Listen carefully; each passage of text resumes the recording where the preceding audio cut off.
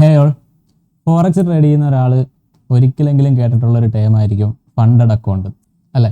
അപ്പോൾ ഇന്ന് നമ്മൾ ഡിസ്കസ് ചെയ്യാൻ പോകുന്നത് ഫണ്ടഡ് അക്കൗണ്ട്സിനെ പറ്റിയാണ്. So let's get into the video.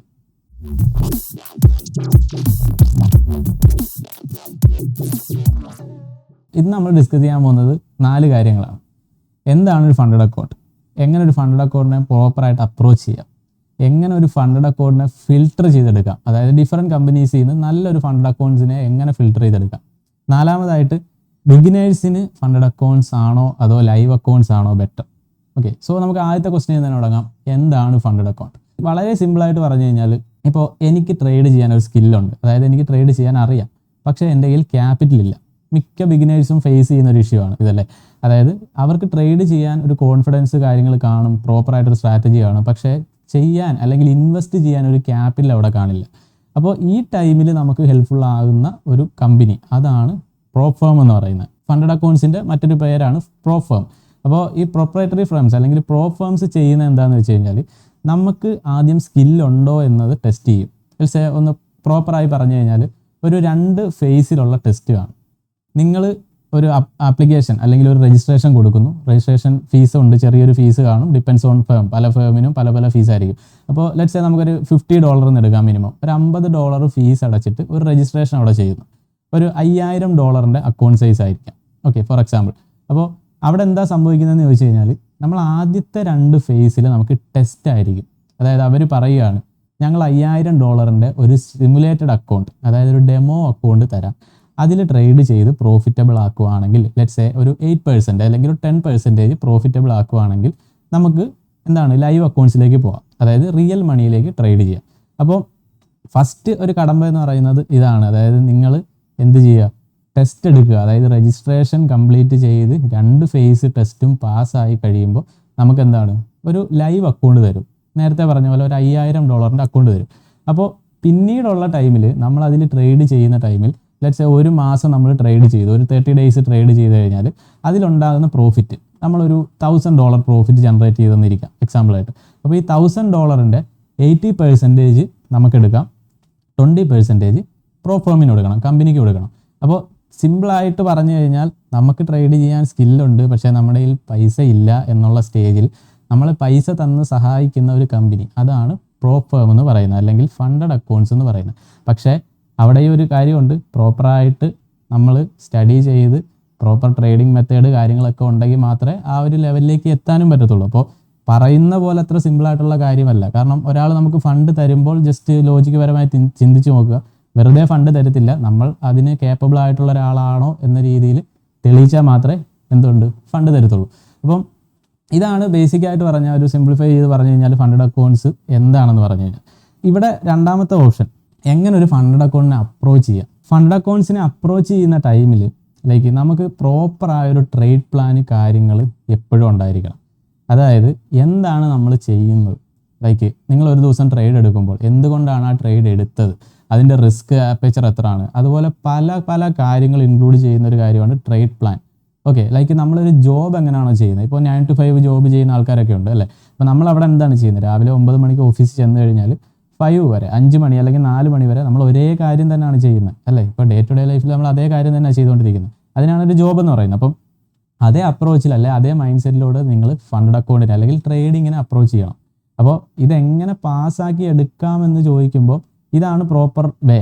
അതായത് നിങ്ങൾ proper discipline, proper trade plan, നിങ്ങൾക്ക് വർക്കിംഗ് ആയിട്ടുള്ള സ്ട്രാറ്റജി, അതും 100% വർക്കിംഗ് ആയിട്ടുള്ള സ്ട്രാറ്റജി ഒന്നും വേണ്ട, അങ്ങനെ ഒരു കാര്യം ഇല്ല എന്നുള്ള കാര്യം റിയാലിറ്റി മനസ്സിലാക്കുക. സോ നമുക്കൊരു 50-50 പ്രോബബിലിറ്റി, അതായത് 50% മതി.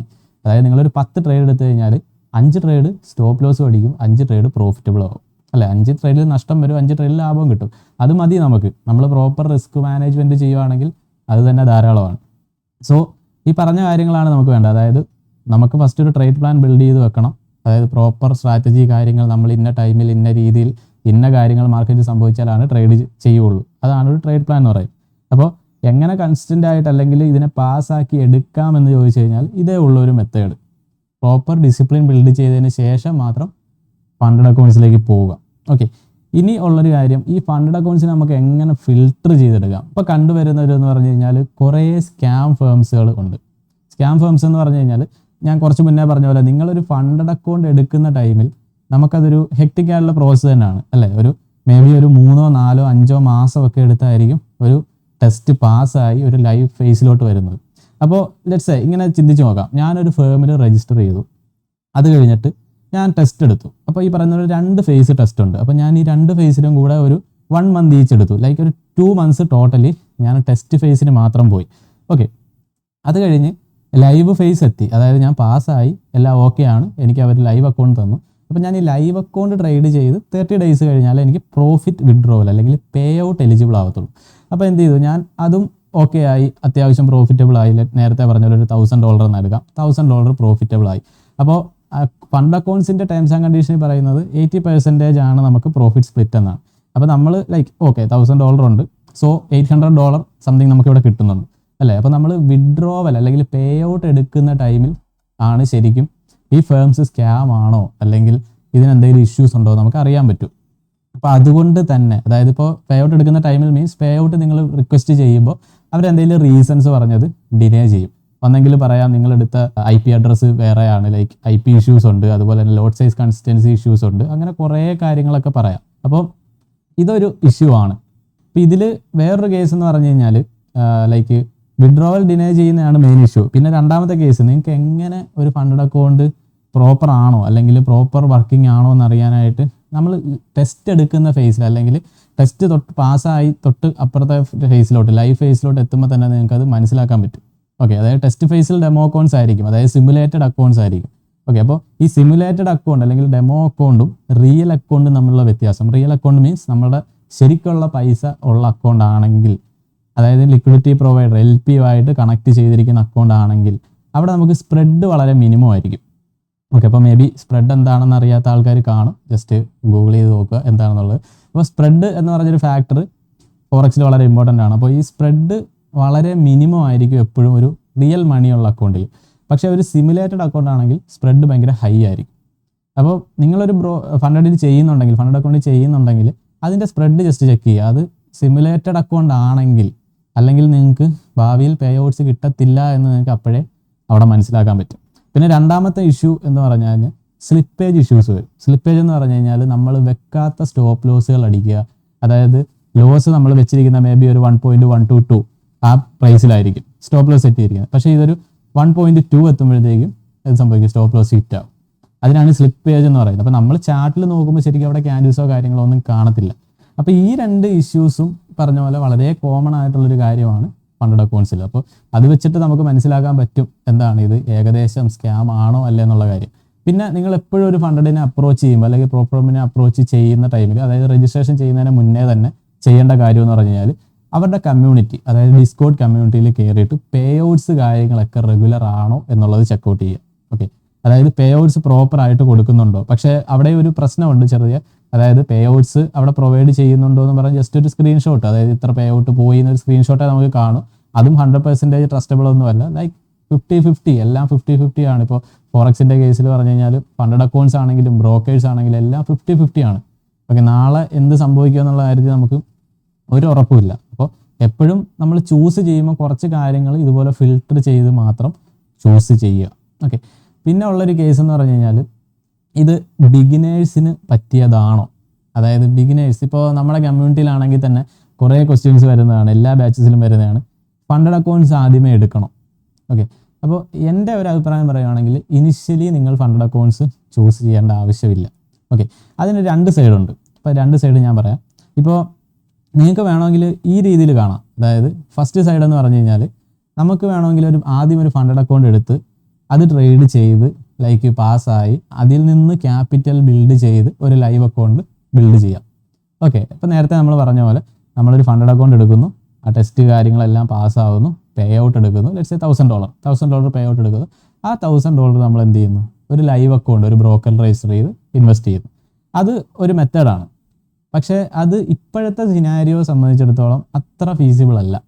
ഇപ്പോൾ നമ്മൾ നേരത്തെ പറഞ്ഞ പോലെ സ്കാംസ് കാര്യങ്ങളൊക്കെ ഉണ്ട്. നിങ്ങൾ എൻഡ് ഓഫ് ദ ഡേ നമ്മൾ എത്ര കഷ്ടപ്പെട്ടെന്ന് പറഞ്ഞാലും 3-4 മാസം കഴിഞ്ഞ് പേ ഔട്ട് എടുക്കാൻ ചെല്ലുമ്പോഴേ അത് നമുക്ക് കിട്ടുമെന്നുള്ള കാര്യം അറിയത്തുള്ളൂ. അപ്പോൾ അത് കറണ്ട് സിനാരിയോ വെച്ചിട്ട് അത്ര പോസിബിൾ ആയിട്ടുള്ള കാര്യമല്ല, അല്ലെങ്കിൽ ഒരു നല്ല മെത്തേഡല്ല. അപ്പോൾ എപ്പോഴും ഒരു ബിഗിനർ ആണെങ്കിൽ ഞാൻ സജസ്റ്റ് ചെയ്യുന്നത് എന്താണെന്ന് വെച്ചാൽ നിങ്ങൾ ഒരു ബ്രോക്കറിൽ ഇൻവെസ്റ്റ് ചെയ്യുക. അതായത് ലൈവ് അക്കൗണ്ട്സിൽ തന്നെ ഇൻവെസ്റ്റ് ചെയ്യുക. അല്ലെങ്കിൽ നമ്മൾ വലിയ എമൗണ്ട്സിൻ്റെ ഒന്നും ആവശ്യമില്ല. ഒരു ബ്രോക്കർ പറയുന്നത് പക്ഷേ നമുക്ക് $100 മിനിമം ഡെപ്പോസിറ്റ് എന്ന് പറയാം. ചിലതിൽ $50 ഉണ്ട്, ചിലതിൽ അതിലും കുറവുണ്ട്. Okay, it depends, account size ഒക്കെ ഡിപ്പെൻഡ് ചെയ്യും. അപ്പോൾ എപ്പോഴും ഒരു ലൈവ് അക്കൗണ്ട് ബിൽഡ് ചെയ്ത് അത് മാനേജ് ചെയ്ത് പഠിക്കുക. അപ്പോൾ അപ്പോഴും വലിയ എമൗണ്ട്സിനെ അല്ല ഞാൻ ഉദ്ദേശിക്കുന്നത്, ചെറിയ എമൗണ്ട്സ് ആണ് ഉദ്ദേശിക്കുന്നത്. ഈ $100 എക്സാമ്പിളായിട്ട് എടുക്കുക. അപ്പോൾ ഈ $100 ചെയ്യുമ്പോൾ ഉള്ളൊരു ഗുണം എന്താണെന്ന് ചോദിച്ചു കഴിഞ്ഞാൽ $100 ടോട്ടലി ട്രേഡബിൾ ആണ് എന്നതാണ് ഒരു അഡ്വാൻറ്റേജ്. അതായത് അതിൽ നമ്മൾ ഫുള്ളി ഫ്ലെക്സിബിൾ ആണ്. പക്ഷെ ഫണ്ടഡിലേക്ക് പോയി കഴിഞ്ഞാൽ നമ്മൾ കാണുമ്പോൾ ഓക്കെ ഹയർ എമൗണ്ട്സ് ഒക്കെയാണ്, $5,000 തരുന്നു അല്ലെങ്കിൽ $1,00,000 തരുന്നു. പക്ഷേ ഇൻ റിയാലിറ്റി അതിൻ്റെയൊക്കെ ഡ്രോ ഡൗൺ പെർസെൻറ്റേജ് എമൗണ്ട് മാത്രമേ നമുക്ക് ട്രേഡബിൾ ഉള്ളൂ എന്ന കാര്യം മനസ്സിലാക്കുക. സിമ്പിളായിട്ട് പറഞ്ഞു കഴിഞ്ഞാൽ $5,000 ഒരു ഫണ്ടഡ് അക്കൗണ്ട് ഞാൻ ചെയ്യുന്നുണ്ടെങ്കിൽ എൻ്റെ ഡെയിലി ഡ്രോ ഡൗൺ എന്ന് പറഞ്ഞാൽ അതിൻ്റെ ഒരു 5%, അതായത് $250 ആയിരിക്കും. ഓക്കെ, അപ്പോൾ ഈ $250 ആണ് എനിക്ക് ശരിക്കും ഒരു ഡേയിൽ ട്രേഡബിൾ എമൗണ്ട്.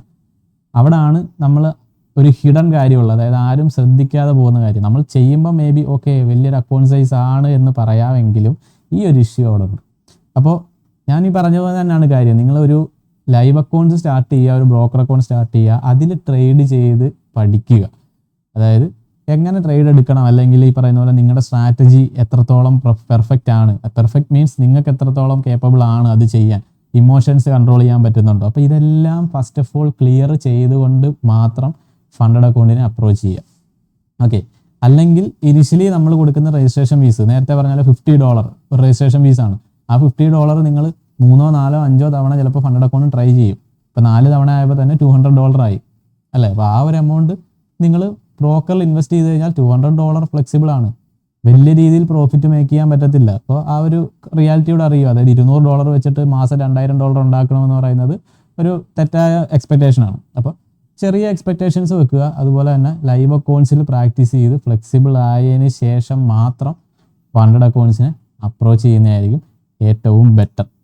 ഓക്കെ, അപ്പോൾ ബിഗിനേഴ്സിനോട് ഇത് തന്നെയാണ് എനിക്ക് പറയാനുള്ളത്. നിങ്ങൾക്ക് നേരത്തെ പറഞ്ഞ 2 മെത്തേഡ് ഉണ്ട്. ഒന്നെങ്കിൽ ഫണ്ടഡിനെ അപ്രോച്ച് ചെയ്ത് ക്യാപിറ്റൽ ബിൽഡ് ചെയ്യാം, പക്ഷേ അത് അത്ര റിയലിസ്റ്റിക് ആയിട്ടുള്ളൊരു കാര്യമല്ല, ടൈം കൺസ്യൂമിങ് പ്രോസസ്സുമാണ്.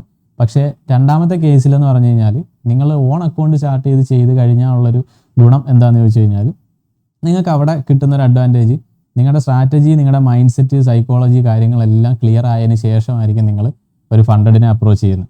അപ്പോൾ നിങ്ങൾക്ക് ഈസി ആയിട്ട് അത് പാസ് ആവാനും പറ്റും, പ്രോഫിറ്റബിളായി കൺസിസ്റ്റൻ്റോടെ പോകാനും പറ്റും. സോ ഇത്രയും കാര്യങ്ങളൊക്കെയാണ് നമുക്ക് ഇന്ന് ഡിസ്കസ് ചെയ്യാനുണ്ടായിരുന്നത്. അപ്പോൾ മറ്റൊരു വീഡിയോ ആയിട്ട് നമുക്ക് വീണ്ടും കാണാം. എല്ലാവർക്കും സേഫ് ട്രേഡിംഗ്.